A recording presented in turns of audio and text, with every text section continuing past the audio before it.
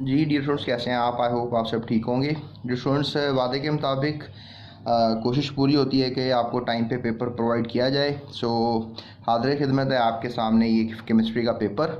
और ये जो है फर्स्ट ग्रुप का पेपर है इस वक्त, the past paper of chemistry you can say now, क्योंकि ये पेपर गुजर गया और ये आज पेपर कंडक्ट हुआ है। और इसमें देखते हैं कौन से इंपॉर्टेंट सवाल आते हैं। वीडियो को जो है एंड तक देखिएगा, इसमें हम आगे आपको ऑब्जेक्टिव और उसकी की भी बताएंगे प्रॉपरली, एक्यूरेटली सारे आंसर्स आपको बताएंगे। तो चलते हैं पहले क्वेश्चन की तरफ, जो कि आज पेपर हुआ पहले ग्रुप का केमिस्ट्री का 9th क्लास का। Right down the empirical formula of glucose and silica. Silica का फार्मूला ग्लूकोज सबका होता होगा, सिलिका होता है silicon dioxide. Define mole and give one example.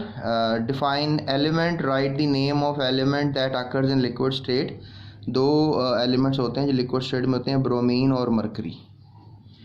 उसके बाद how nucleus was discovered by Rutherford. ये अल्फ़ा पार्टिकल्स की मदद से जो है डिस्कवर हुआ था, और अल्फ़ा पार्टिकल्स की बम्बार्डमेंट गोल्ड फॉइल पे की थी। ये एक्सपेरिमेंट पूछा गया।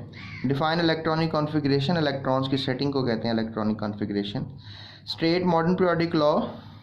मॉडर्न पीरियोडिक लॉ में आप कह सकते हो कि it is the law by elements are arranged into according to their atomic number. So properties of the elements are the periodic function of their atomic numbers. इसको मोजले ने दिया था लॉ को। Right the trend of shielding effect in periodic table. Shielding effect जो है अगर periodic table में ट्रेंड तो लेफ्ट टू राइट और टॉप टू बॉटम यानी ग्रुप और पीरियड में दिया जाता है।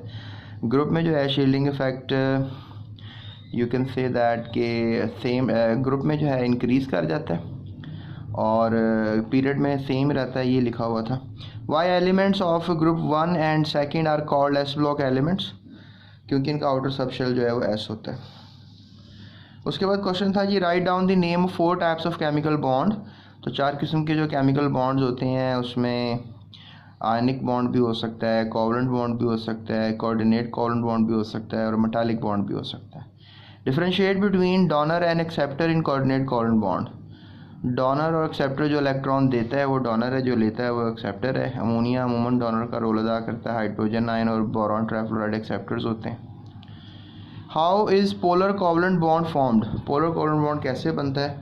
पोलर कोवलेंट बॉन्ड जो है आप कह लो कि बाय द 2 नॉन सिमिलर या एलिमेंट्स के मिलने से बनता है, या 2 एलिमेंट्स जिनकी इलेक्ट्रोनेगेटिविटी सेम ना हो वो आपस में मिले तो पोलर कोवलेंट बॉन्ड बन जाता है। How does intermolecular forces affect the evaporation of a liquid. Intermolecular forces जो होती हैं वो बेसिकली किसी भी लिक्विड के ऊपर अफेक्ट करती हैं। अगर हाई होती हैं, मतलब स्ट्रॉन्ग इंटरमोलिकुलर फोर्सेज होती हैं, तो इवेपोरेशन कम होती है। वीक इंटरमोलिकुलर फोर्सेज में इवेपोरेशन ज़्यादा होती है। How does temperature affect vapour pressure of a liquid. Temperature definitely increase करने से वेपर प्रेशर बढ़ता है और कम करने से टेम्परेचर वेपर प्रेशर भी कम हो जाता है। So what is the difference between saturated unsaturated solution. What is meant by, ये आपको पता होगा, what is meant by volume mass. What you can distinguish between solution and a pure liquid. Solution always एक solute solvent रखता है, pure liquid हमेशा कोई solvent ही होगा, या कह लो कि कोई ऐसा कंपाउंड ही होगा।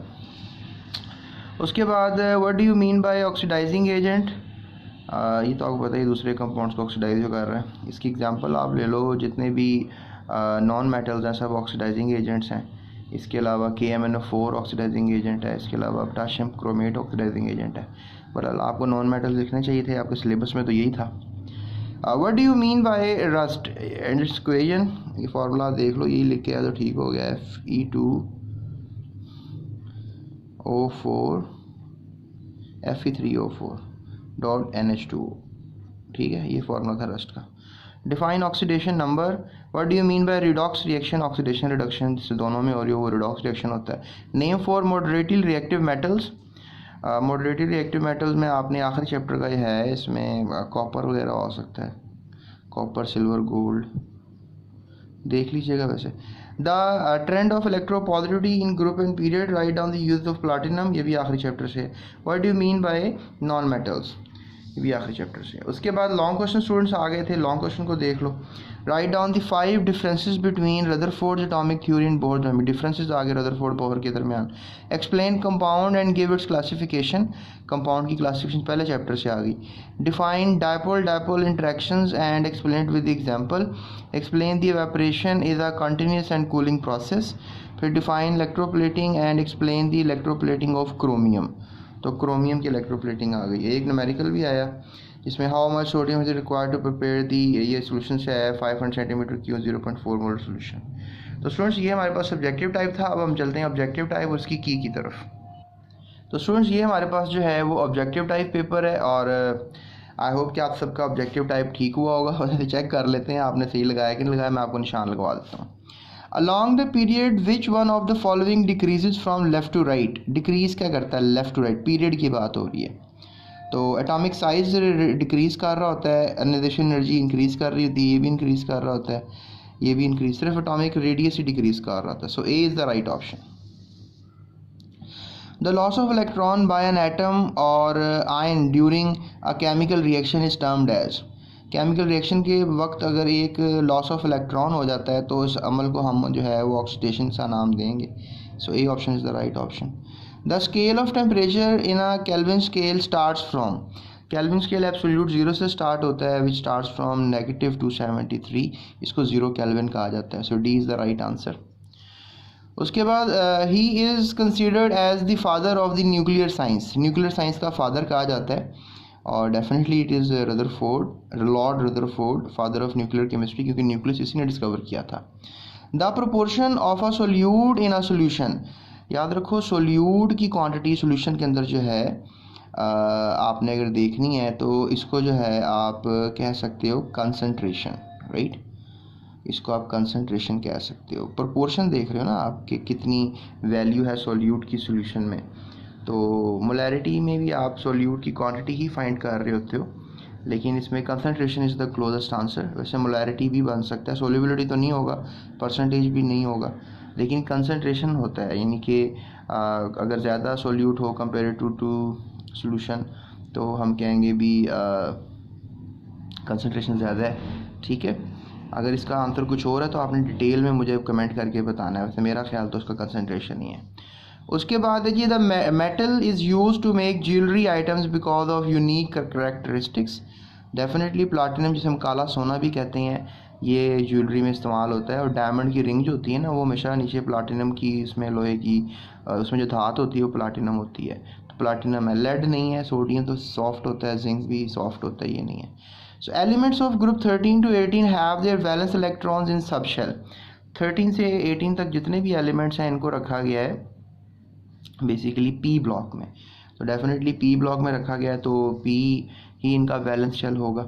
So the chemical bond of mutual sharing of the valence shell electron तो कौन सा होगा? म्यूचुअल शेयरिंग में आपको पता है हमेशा कोवलेंट बॉन्ड तश्कील पाता है। दो न्यूक्लियस के दरमियान एक इलेक्ट्रॉन हो तो सिंगल कोवलेंट, दो न्यूक्लियस के दरमियान दो इलेक्ट्रॉन हो तो चार इलेक्ट्रॉन हो तो डबल कोवलेंट, अगर 6 इलेक्ट्रॉन हो तो ट्रिपल कोवलेंट बॉन्ड बनता है। So covalent is the right answer, covalent bond. The electrons that pair up to form a chemical bond is called.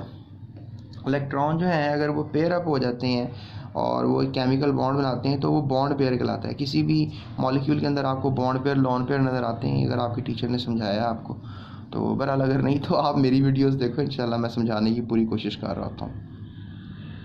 Channel को सब्सक्राइब तो आपने कर ही लिया होगा। The apparent charge assigned to an atom. काफ़ी मेहनत कर रहा हूँ, तकरीबन मैंने 1000+ वीडियोस अपलोड कर दी हैं और पूरी कोशिश जारी है मेरी आप लोगों की हेल्प करने के लिए, स्पेशली इंटर मैट्रिक के स्टूडेंट्स की, और टोटली फ्री ऑफ कॉस्ट काम कर रहा हूँ। तो नो डाउट मोनेटाइजेशन से थोड़ी बहुत अर्निंग तो हो रही है फ़िलहाल, लेकिन आप लोगों की सपोर्ट की ज़रूरत है, तो सब्सक्राइब किए बगैर मत जाइएगा। So the apparent charge assigned to an atom of an element in a molecule और in a ion is called. यानी अपेरेंट चार्ज अगर किसी हम एटम के ऊपर आता है कोई ना कोई, तो अपेरेंट चार्ज जो होता है उसको ऑक्सीडेशन नंबर कहा जाता है। उसके बाद students we are on second last MCQ। For the math number we use symbol. Math के लिए सिंबल ए का इस्तेमाल होता है, A B C D। तो इसमें ये बच्चे कंफ्यूज कर रहे होंगे। डी ऑप्शन का A is the right answer. N होता है न्यूट्रॉन, पी प्रोटॉन होता है, जी जो है वो एटॉमिक नंबर होता है, प्रोटॉन ही कह सकते हो। उसके बाद आखिरी एमसीक्यू है the number of grams of solute dissolve in 100 centimetre cube of solution. अब ग्राम्स को आपने किया है सेंटीमीटर, तो ये मैस बाय वॉल्यूम आपने लिया है, ठीक है, तो आपको नज़र आ गया होगा। That is basically mass by volume, क्योंकि आपने सोल्यूट को सॉल्वेंट से कंपेयर करना होता है। तो किसी ने ये टिक लगाया हुआ है, ये पे गलत ही लग रहा है मुझे, तो बहरहाल सी इज़ द राइट आंसर। सो ये हमारे पास जनाब सारी की थी, एंड आई होप सो कि आप सब ने जो है सही आंसर लगाए होंगे। Wish you best of luck for 9 class. और 10 क्लास में आपने मेरी वीडियोस को लाजमी देखना है, सारी वीडियोस बनाई हुई हैं आपकी, और बड़े कॉन्सेप्चुअल अंदाज से बनाई हैं। और मज़े की बात है, नोट्स भी इस दफ़ा इंशाल्लाह हम अपलोड कर रहे हैं। डिस्क्रिप्शन में ना लिंक होता है एक, वहाँ से नोट्स डाउनलोड हो सकते हैं, वरना व्हाट्सएप नंबर दिया होता है, आप वहाँ से व्हाट्सएप नंबर से आप कर सकते हो। और पास पेपर का मैं इस वक्त बहुत बड़ा प्रोजेक्ट चला रहा हूँ, आपके तमाम सब्जेक्ट्स की, जितने भी एजुकेशनल सब्जेक्ट्स होते हैं उनके पास पेपर्स हम अपलोड करने वाले हैं इस चैनल के ऊपर। तो आपको पास पेपर देखने हो तो इस चैनल पे ज़रूर आइएगा। इसके अलावा कोई लेक्चर लेना हो, आपने कोई नोट्स वगैरह चाहिए हो, आपको एक्सरसाइजेस सारी करवाई हैं हमने इसके अंदर, न्यूमेरिकल प्रॉब्लम्स को बड़े थॉरली तरीके से करवाया है मैट्रिक इंटर के। तो stay up with our channel, अपना ख्याल रखिएगा, दूसरों का भी और इस चैनल का भी।